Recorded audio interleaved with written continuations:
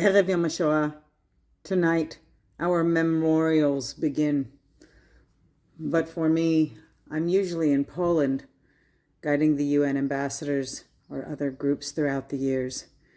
But every time I find myself at home like this year, I find it even more special. I don't always rush to a ceremony, even though I created ceremonies for years and years, and I wrote and ran amazing experiences, helping hundreds, sometimes thousands, enter into a world of connection. How could we take a step backward in time and connect with a world that was? And what does that memory mean to us today? So this year, as I prepare and I think of how much I am unprepared, I am still immersed in a world of war and trying to uncover the different layers of that experience as it relates to myself and how that is drawn also to a deeper understanding with those who lived in this previous war for Jewish existence. We remember because we know these wars will happen again and again.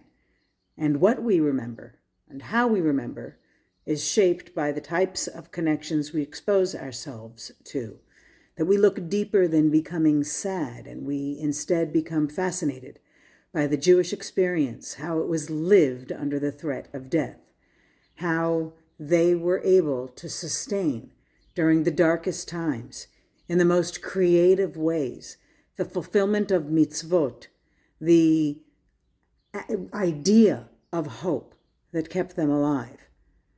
What we live through today is somewhat of a privileged wartime experience, and we get accused of that often. What right do we have to safe rooms? Without them, if someone were to envision that each one of the missiles that had been fired on Israel had no siren and no safe room. Imagine the tens of thousands, hundreds of thousands, maybe millions who could have been killed. But our lessons of the Holocaust teach us that we will act before that can happen. We must act. We must find within ourselves the strength to call out. Now, calling out is a trend that is used in the same social justice circles that are anti-Israel, pro-Palestinian, anti-Zionist, and hardcore anti-Semitic, because at its root, the source of their hatred is the hate of the Jew and anything Jewish. And so that is what binds us today to the lessons of the past. If we hear Holocaust survivors and we inherit their stories, they are memory pieces and they tug at the heartstrings. Unfortunately, we can see that that's not enough. It took 30, 40, 50 years almost before Holocaust education was really embedded into schools and communal life in any way. I remember the first of the Yom HaShoah ceremonies on the United States Capitol steps, where I took part in a B'nai B'rith international initiative called Unto Every Person There Is a Name. And I was 14, and it was something that stuck with me. It has been a part of making me who I am. Holocaust remembrance shouldn't be only looking towards the past. It has to be a building block for who we are and who we can teach our children to become. Some are using that to manipulate their messages for their own social or political bias and gain, and demonizing Israel in the process. Somehow, like in generations before us, they believe that if they appeal to appeasement efforts, then they will somehow succeed in negotiating with the devil sufficiently to buy another round of survival. Well, for all of us, survival looks a little different. Some of us are not willing to compromise our values and our history, the heritage that we carry and have carried for over 3,000 years. Who are you to demonize that lineage in a way that's not done for any other people. Only the Jewish people are the target of such attacks against who we are at our core, what we believe in. We need to embrace those beliefs. People talk a lot these days about Jewish pride, but you know what I do? At Israel Forever, I have tried to translate that into action. What can you read? What can you do? And how can you make a difference? We've curated this gorgeous global community of virtual citizens of Israel, and you use our resources every day.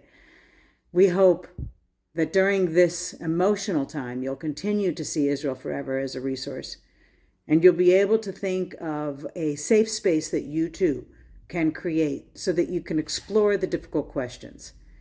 We are all searching for some semblance of understanding. And as my mentor, Elie Wiesel, always said, he who was not there cannot understand. And so I asked him, Professor Wiesel, tell me, then why should we continue to try? If you keep telling us we cannot understand that world.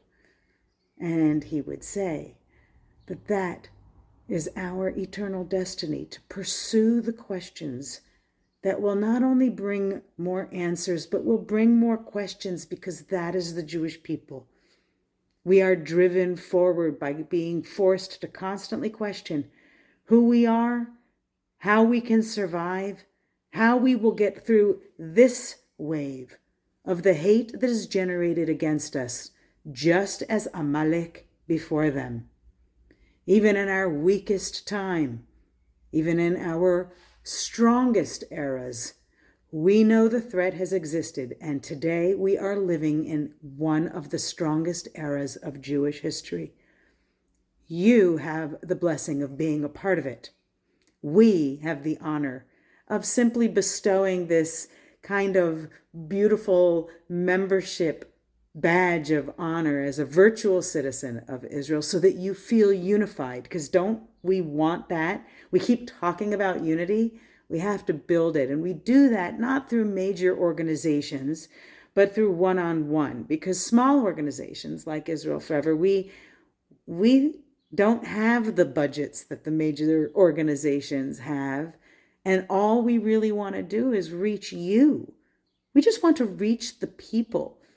Because the schools and the structured systems of bureaucracy, they don't allow a small organization to make such an impact without jumping through hoops, and it's just too much. It's too hard. It's too difficult to jump through all those hoops when what we really want is to reach the people who maybe aren't a part of those organizations, the Jews out there who are like, God, I just feel homeless right now, other than knowing my home is in Israel. My home is with the Jewish people. That's where my heart lies. So these are the thoughts that I have pondered today during this Erev Yom HaShoah, as it is coming up, trying to weave together my worlds, because my wartime experiences have been filled with many different types of pain and lots of introspection on what that means and how we find hope when sometimes all you want to do is just give in or give up. Those are the lessons, and we carry them, and we can carry them onward. Over the years, I've done a number of really amazing webinars. Come to Israel Forever. Come and explore Yom HaShoah resources for personal, family, and community reflection that you can use. Don't wait for anybody else. Tonight, tomorrow, and truly any day throughout the year. When we say we remember the Holocaust, we have to translate that into something tangible so that even our children are a part of it, and they will remember it too, every experience. So gather your candles, find a reading, pick a song, and if you need recommendations, that is why I created Links in the Chain, the beautiful collection of resources that you can use, whatever suits you. And if you need something, please reach out. This day is heavy. It doesn't begin tonight as sun goes down and the shops of Israel close and the streets become silent. There is not a siren at the start of Yom HaShoah.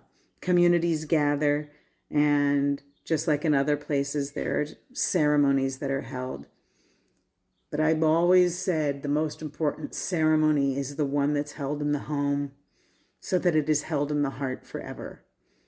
And there are great ways you can make that happen. There are activities that you can do together. And may you all find strength. Maybe I will see you again tonight as we watch the March of the Living embark on their journey tonight with their Erev Yom HaShoah program, led by children, designed by the children, and the adults are in the audience. Isn't that beautiful? So we stand together with you, the March of the Living. We are there with you. And we are at Yad Vashem, at the national ceremony, the memorial ceremony, where those who survived and their family members and their grandchildren who are soldiers will join together in song and in prayer, recognizing the value and the importance of the state of Israel in our time and for all time. That is what we will do together as Israel forever, virtual citizens of Israel and citizens of Israel, wherever you are. Let us exist in the virtual world as one unified entity. Let us carry our badge of membership with pride, and let us find our ways of expression to say that Yom HaShoah is not only about remembrance, but it is about what we will do tomorrow, not in any universalized sense, but for the sake of our nation and our survival. Never again is now, is being said for years already. So we have to keep acting before it becomes too late.